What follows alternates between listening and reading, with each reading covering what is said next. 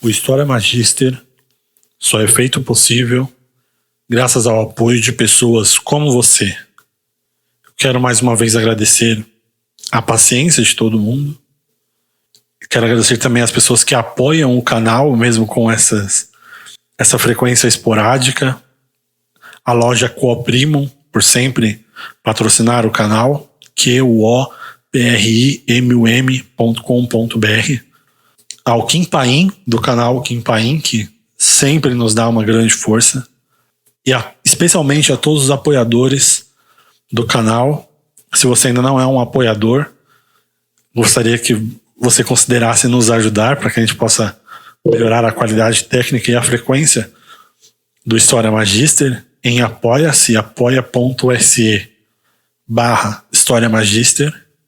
E também a Shockwave Radio, que tem uma paciência muito grande com o nosso programa, especialmente a Judinger, que é a administradora da Shockwave.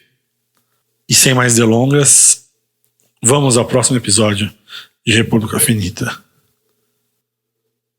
O episódio que você vai ouvir agora é a segunda parte do 6º episódio da série República Finita do podcast História Magister. Nós já estamos caminhando na reta final sobre a queda da antiga República Romana. Então, se você quiser entender por que nós estamos nessa parte que estamos, eu recomendo que você ouça os outros 5 episódios anteriores. A história costuma fazer mais sentido se você a ouve na ordem.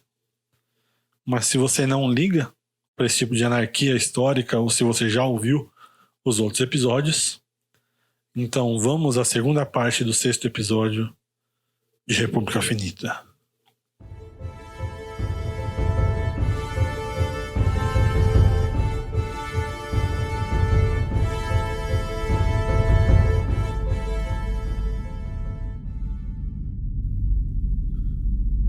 Julgamentos, tribunais, são acontecimentos sociais muito importantes.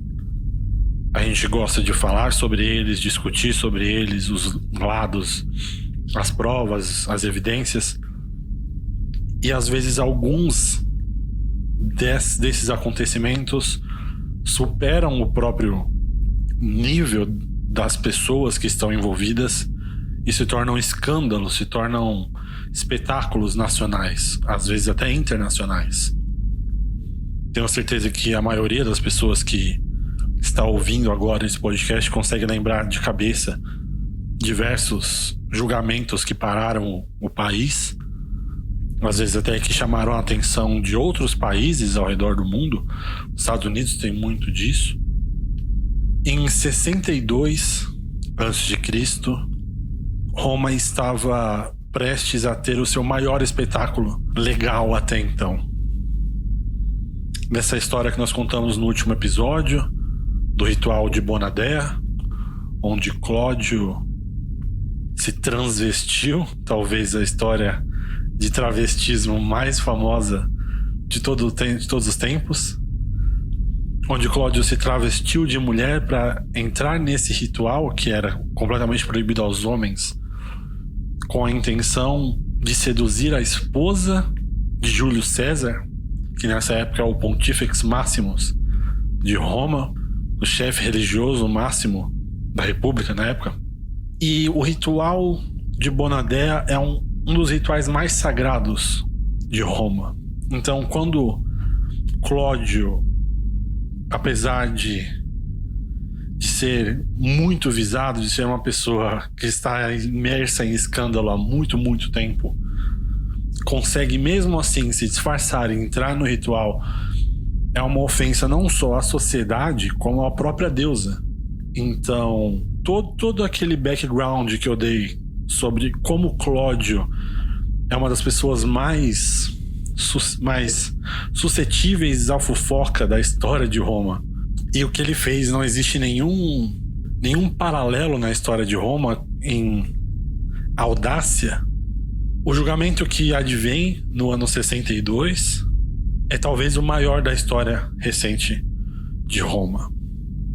E vamos lembrar que Cláudio faz parte dessa turma, dessa trupe que eu chamei de jovens, de modernos, de hipsters, que eles têm orgulho em transgredir as regras da época. E mais do que isso, eles são... Eu tentei fazer um paralelo muito rápido, porque era um episódio rápido, mas eles eram um movimento romântico no sentido literário da coisa.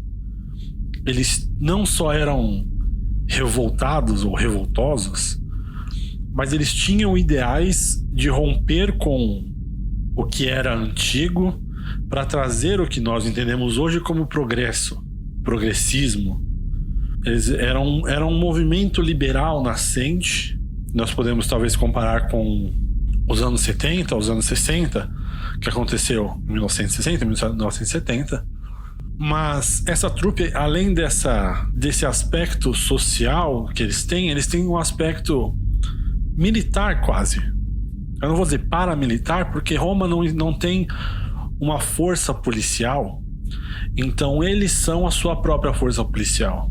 Quanto mais jovens entram nessa nova onda de desafiar as tradições, desafiar o que é socialmente aceito em Roma, maior o exército que defende Cláudius, também defendia Júlio César. Júlio César cada vez mais se desvencilha dessa imagem de punk que ele tinha e cada vez mais se torna um político, de caso muito bem pensado, não é a idade dele.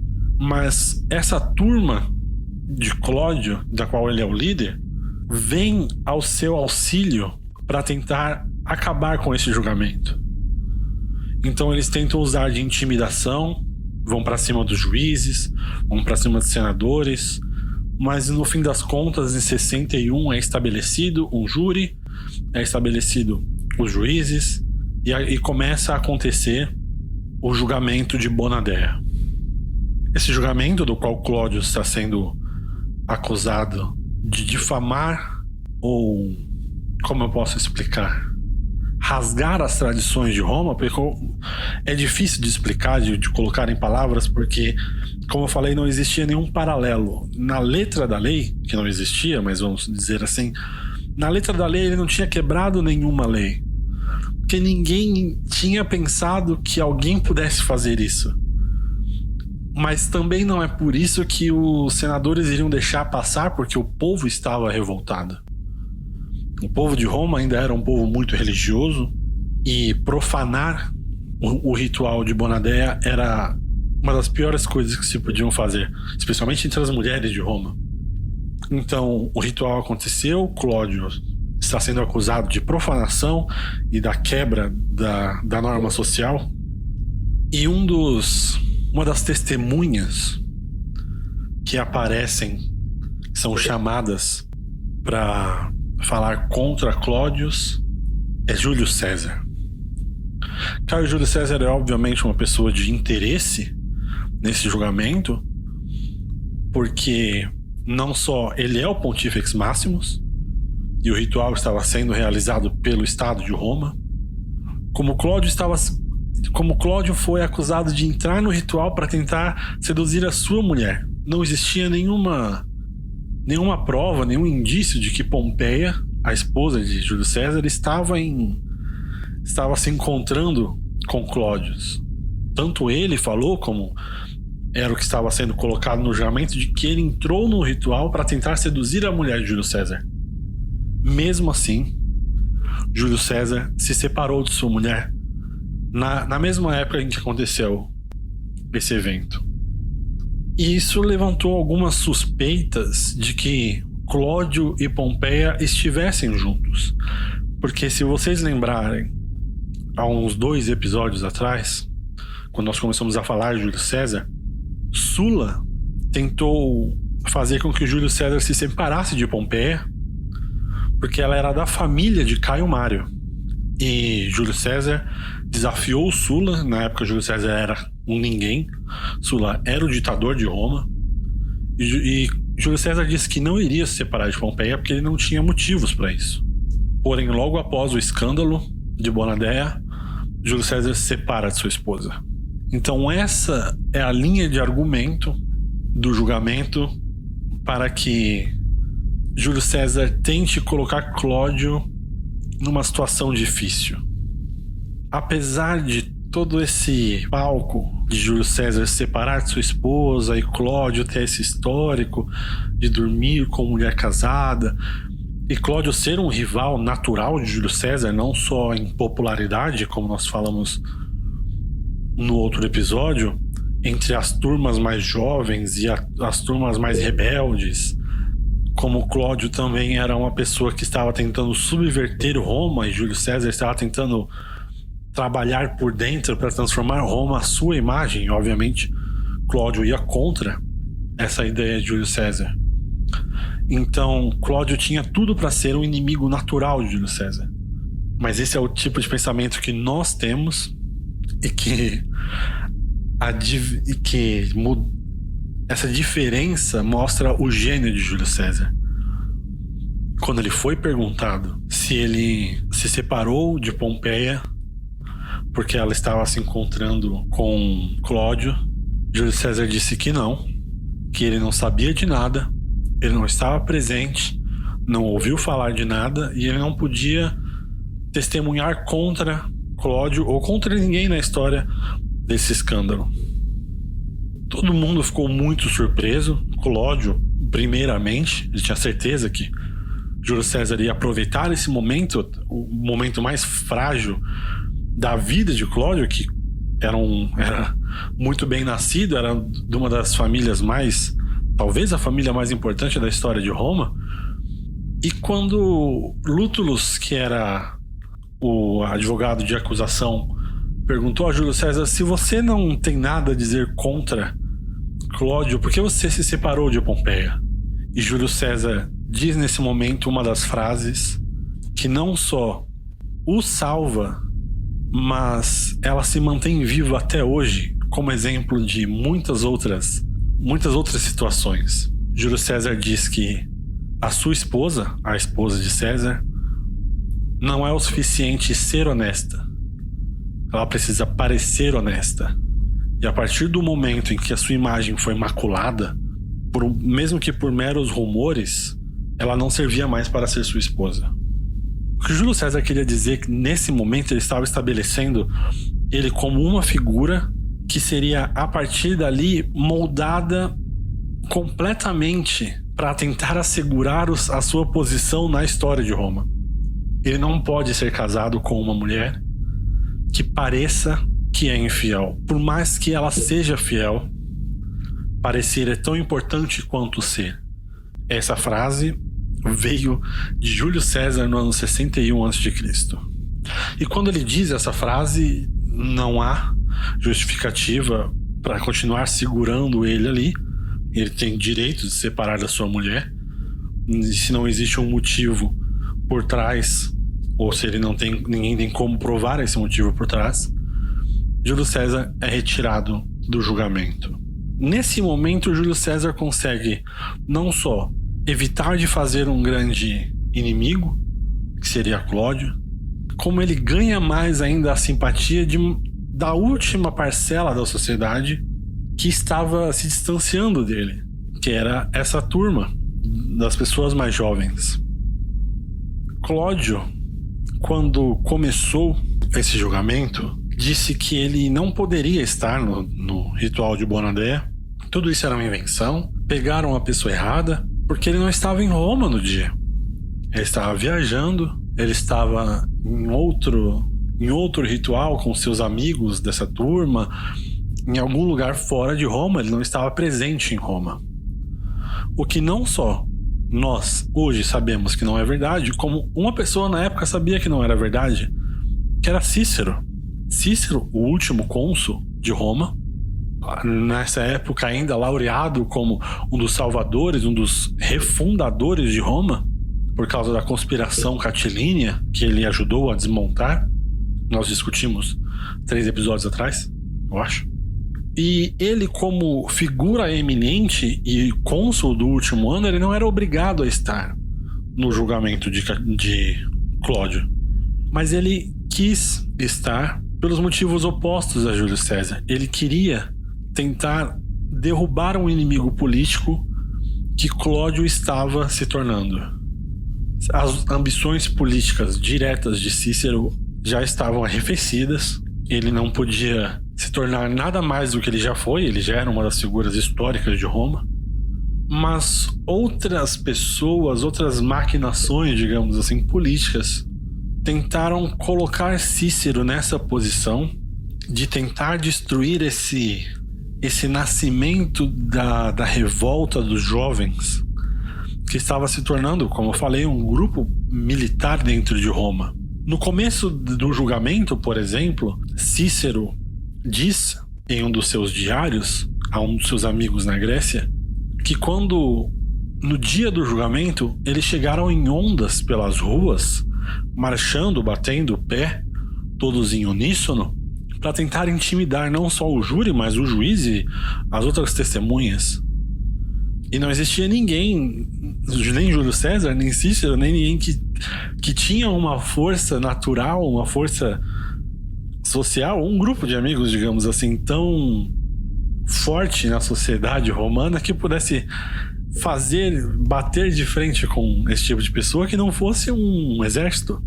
Então, a vontade de derrubar Cláudio e esse movimento neo-romântico que estava nascendo trouxe Cícero a ser uma testemunha no julgamento. E Cícero teve a sorte de, no dia em que Cláudio foi preso, ter encontrado Cláudio na rua. Quando Cláudio estava fugindo da polícia, ele viu Cláudio.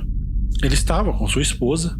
Então, a sua palavra de que ele sabia de que Cláudio estava cometendo perjúrio, estava mentindo no julgamento, e que o álibi de Cláudio era mentira, era para Cícero, na ideia dele, a bala de prata que iria trazer Cláudio abaixo. E não só Cícero estava tentando derrubar essa nova força de Roma, como Pompeu também queria o fim de Cláudio.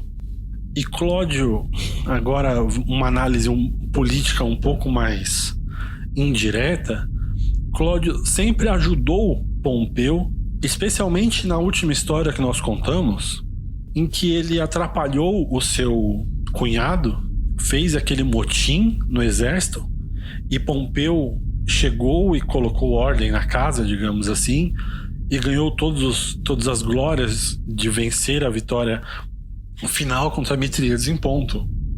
Então Cláudio era uma pessoa que não só era fã de Pompeu, como a maioria de Roma, mas efetivamente ajudou Pompeu quando pôde, e muito recentemente ainda, coisa de 2 anos atrás, antes do julgamento, talvez 3 anos, acho que foi em 65.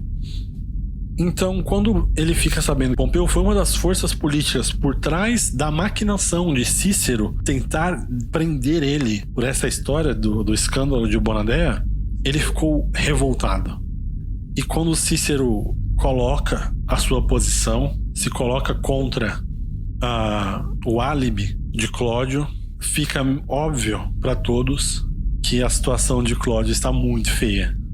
E quando acaba o testemunho de Cícero no julgamento, o júri pede ao juiz proteção de soldados, o que era mais um indicativo de que eles iriam condenar Cláudio, que existe uma turma do lado de fora querendo quebrar as coisas, tentando entrar e começar a vandalizar em favor de Cláudio esse julgamento.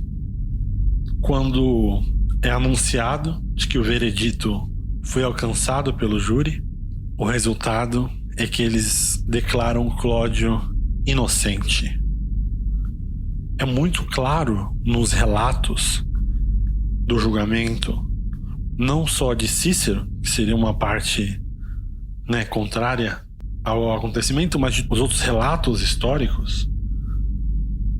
Existe por exemplo, que diz que a letra dos jurados estava ininteligível. Outro relato diz que o próprio juiz perguntou: para que vocês pediram proteção, então? Era para manter seguras suas propinas? fim das contas, o que aconteceu foi outra maquinação política. Porque, como eu disse, existiam diversas linhas. Cícero e Júlio César estariam do mesmo lado, mas Júlio César se colocou contra a condenação de Cláudio. Uma aliança que ficou foi Cícero e Pompeu, e um dos inimigos de Pompeu, o inimigo mais óbvio, mais declarado de Pompeu, é Crasso. Marco Licinius Crassus, o homem mais rico de Roma e que é rival pessoal de Pompeu, não só pela ambição, mas pessoal, ele nunca gostou do homem. Então Crassus suborna todo o júri, ameaça não só fisicamente, mas com os favores que eles lhe devem e dinheiro, e consegue evitar a condenação de Cláudio. Quando Cláudio não é condenado, todas as alianças políticas de Roma nesse momento dão um giro diferente. Porque nesse momento agora Cláudio tem junto ao seu exército não só um patrono, que é Crassus, como Crassus ganha um exército paramilitar além do exército que ele já tem contratado. Então ele tem um exército dentro e fora de Roma. Pompeu, apesar de todos os pesares, ele arruma um inimigo em Cláudio, mas não um inimigo muito grande, porque, como eu falei, Cláudio era fã de Pompeu, ele viu isso como uma traição. Apesar de tudo, ele ajudou Pompeu na história contra Mitríades, mas o grande inimigo que Cláudio faz nesse julgamento é Cícero. Porque Cícero era visto como uma pessoa que estava acima dessas maquinações políticas, era o político perfeito, o cônsul perfeito. Ele não se metia em políticas domésticas, digamos assim, em fofocas, e ele saiu dessa imagem para tentar derrubar Cláudio. Obviamente que as implicações eram muito maiores, mas Cícero não tinha a obrigação e ele da própria vontade entrou nesse escândalo. Júlio César, se não fez um amigo, pelo menos evitou de criar um novo inimigo em Cláudio, que para ele vai ser muito importante daqui para frente, especialmente porque Júlio César, na semana seguinte do julgamento de Bonadeia, vai embora de Roma. Porque Júlio César é, nesse momento, a pessoa mais endividada de Roma. Ele precisou de muito dinheiro para se eleger não só senador mais uma vez, mas Pontífex Máximos, e se elege em Roma de um jeito muito parecido, mas diferente das maneiras de hoje.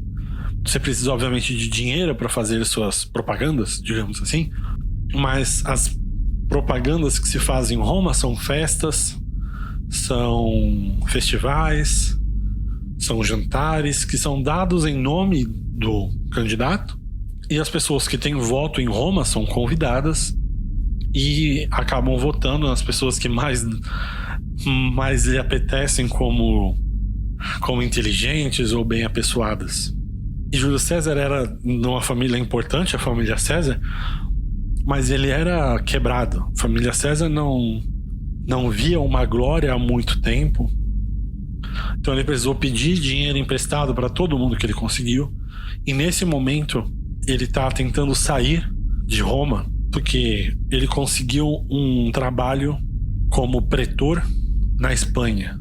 Os pretores eram, nessa época, pretores têm diferentes conotações ao longo do tempo, mas nessa época eram pessoas que tinham sobre o seu comando um exército, ou 2 ou 3, mas eram poucos comandos, no caso, né? Exército seria o coletivo, ele tem alguns comandos, algumas unidades, e que eles podem, por exemplo, cobrar os impostos ou demandar rebeliões em um certo lugar. E esse era, depois de cônsul, depois de general, o tipo de trabalho mais visado em Roma, porque ele era um dos mais lucrativos.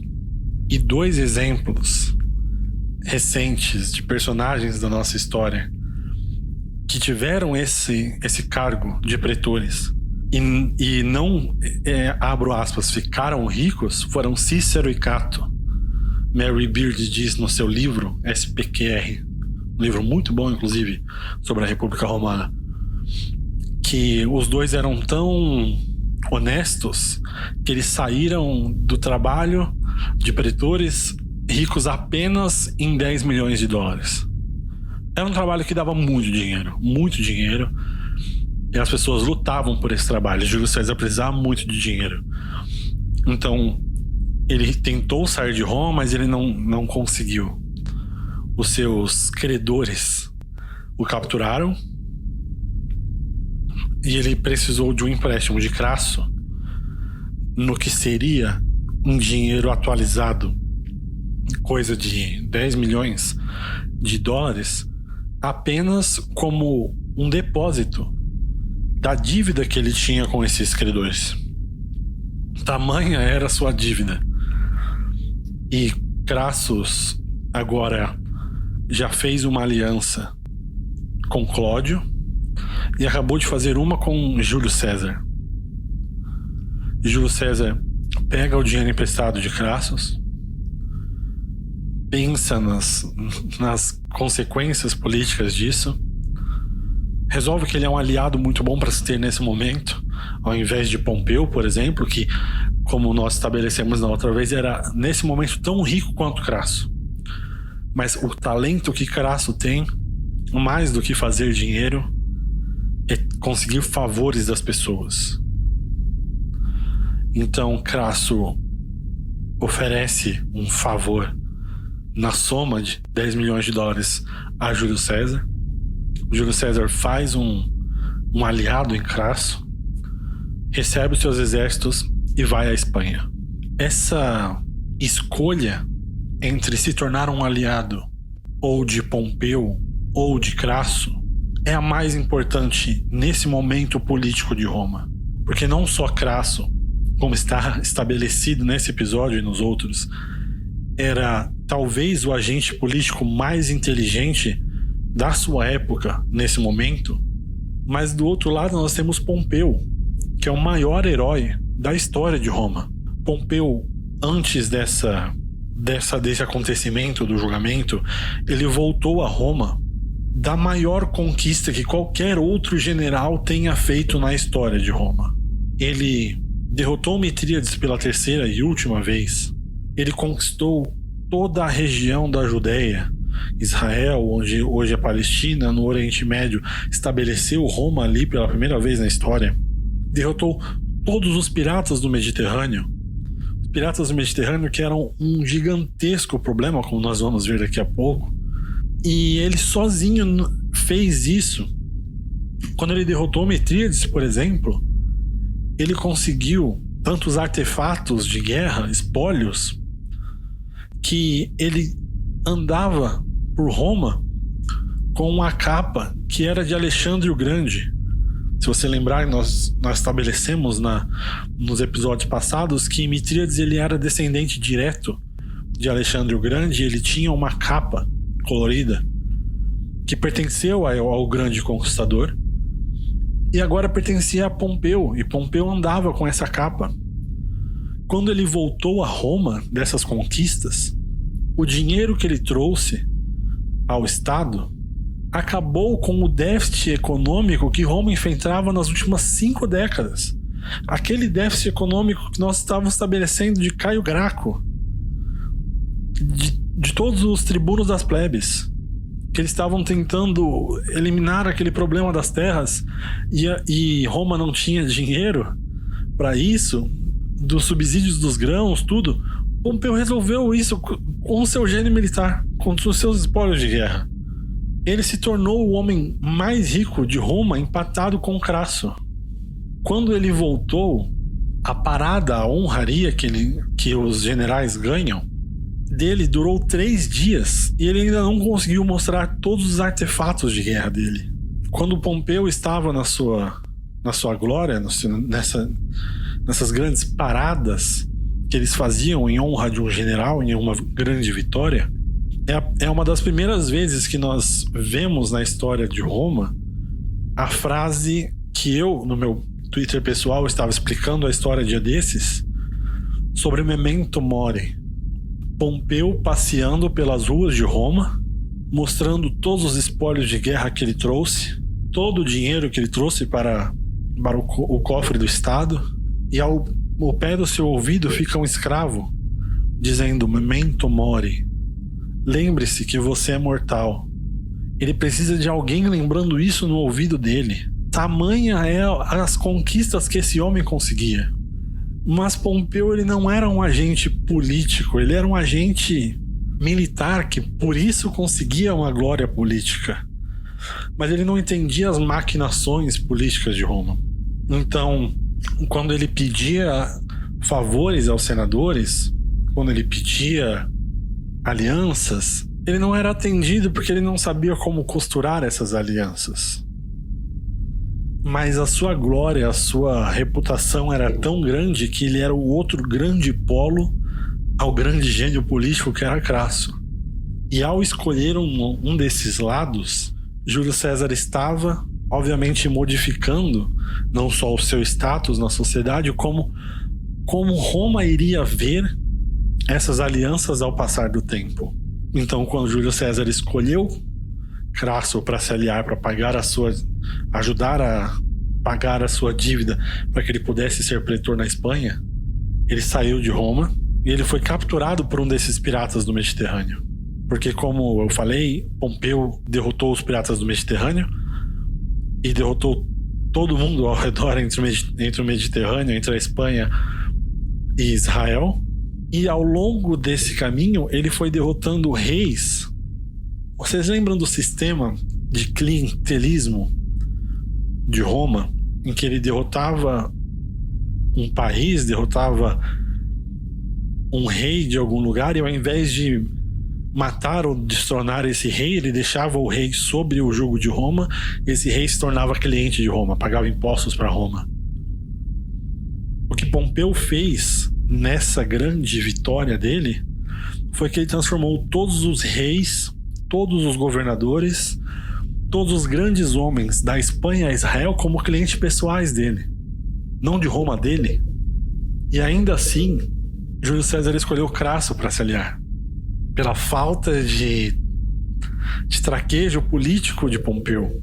E quando Pompeu fez esse clientelismo ao longo de toda a costa da Europa, ele esqueceu de levar em conta que os piratas surgiram justamente por isso. Porque sem os reis, sem as nações terem a liberdade de exército, elas não poderiam combater os piratas nas suas costas. E um desses piratas sequestra Júlio César na sua ida à Espanha. Essa é talvez uma das histórias mais famosas da vida de Júlio César.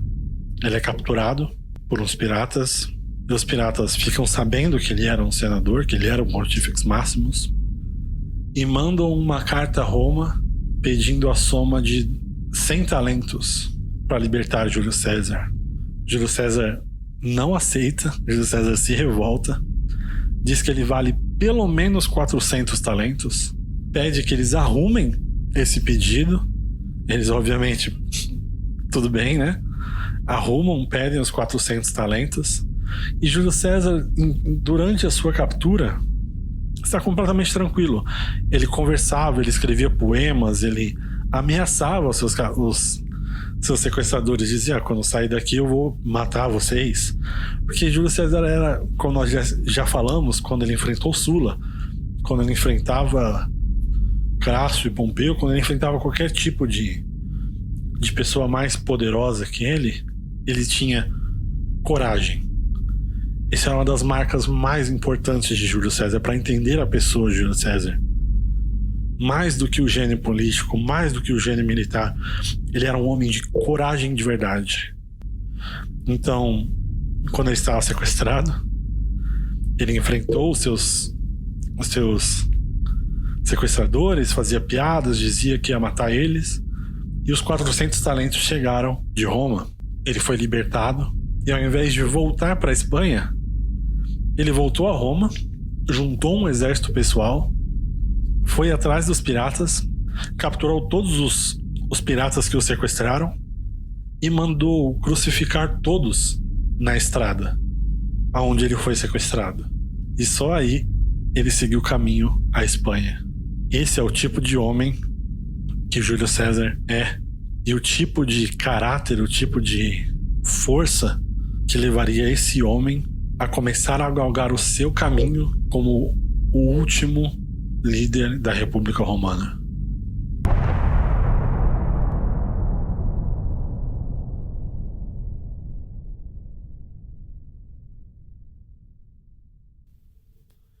No próximo episódio de República Finita, nós vamos sair um pouco do aspecto psicológico e social de Júlio César, que nós já estabelecemos nesses outros episódios, e vamos começar a entrar no seu gênio militar, suas conquistas, suas vitórias e problemas militares que elevaram ele de um político genial ao grande homem da última geração da República Romana. Espero vocês até lá. Apoiem o canal no Apoia-se, comprem na loja Coprimo e até o próximo episódio do História Magister.